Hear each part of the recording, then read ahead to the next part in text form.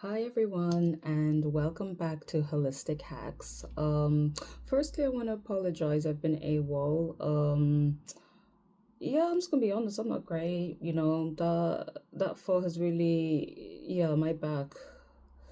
All I can do right now is work, exercise, on sleep. Hence the face. Ignore the face. But today we are going to be talking about the road to well-being. I absolutely love this model. So it's a model that is being pushed by Public Health England right now, and the idea behind it is to number one, help people to improve on their health and well-being, but also to sustain it. The idea is to incorporate these practices into your lifestyle and ideally as a result sustain your well-being as a whole, and we're talking about mental, physical, emotional, psychological, you name it. So it's very basic but very powerful. So looking at the roads to well-being, I sort of highlighted there's about five different areas. It's called the five ways to well-being, and there is a different category. So we're just going to break each of them down very simply. But just to let you know that I've already written something up on the roads to well-being on the website, so I'll make sure that I include the link here. So let's start with the first one, which is connect. So basically, what that means is that you need to ensure that you're connecting with your loved ones regularly. I try to say once a week, hang out with your loved ones, but the most important part is that the people you connect with, they need to also be people that you can talk to, or at least have one person that is not your partner, because otherwise you end up just draining your partner. You need to have a person that's a friend, a relative, or something that you can talk to about anything and openly and honestly. If you feel like you're holding stuff back, then necessary that probably wouldn't be the right person to talk to, or maybe you need to speak to a therapist. Don't forget to include them as somebody to speak to. But ideally, you want to be connecting regularly. Fun fact, connecting regularly with loved ones, or even just sitting in the same room with a loved one, releases so much dopamine. It's amazing. And remember, we're trying to increase dopamine, reduce cortisol in the system. The next one is be active. Yeah, exercising and having an active lifestyle is so important. Is one of the reasons why I am currently deceased right now, because I'm trying to still be active.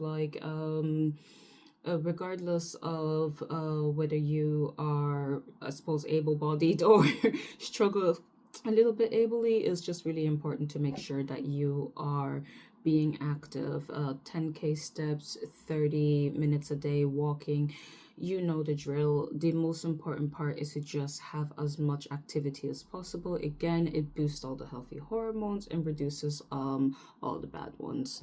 And then looking at take notice. Oh my God, it's so important to take notice of how you are feeling.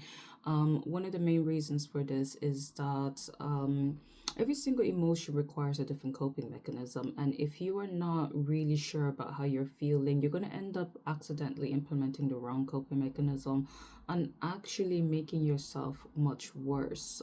So it's to your benefit to actually sit down and really identify how you're feeling and really process that emotion. Also, it enables you to get out of the habit of avoiding your emotions. The more you avoid them, the more they build up. So the more that you actually talk about it, express it, uh, the less they have power over you, man.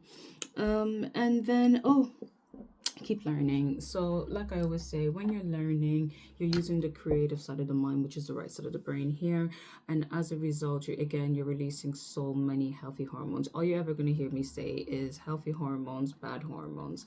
Do everything you can to increase healthy hormones and reduce bad hormones, basically. So keep learning is something really important. Hobbies are a great way of keep learning, or even just DIY projects are a great way of keep learning. Again, one of the idea as well is to sort of switch off the analytic side of the brain that's always thinking. Your brain can't do both at once, and so if you're using this side of the brain, it's only going to be able to tap into a little bit of that side, and if you're using that side, it's only going to be able to tap in a little bit. I think it's 10%, 10%, but I'm not a neurologist, so don't quote me on that. Just know that When you're using one side of the brain, the other side of the brain is off, and it really enables you a true break from yourself. And last but not least, give. And you know the saying, you always find yourself in the servitude of others.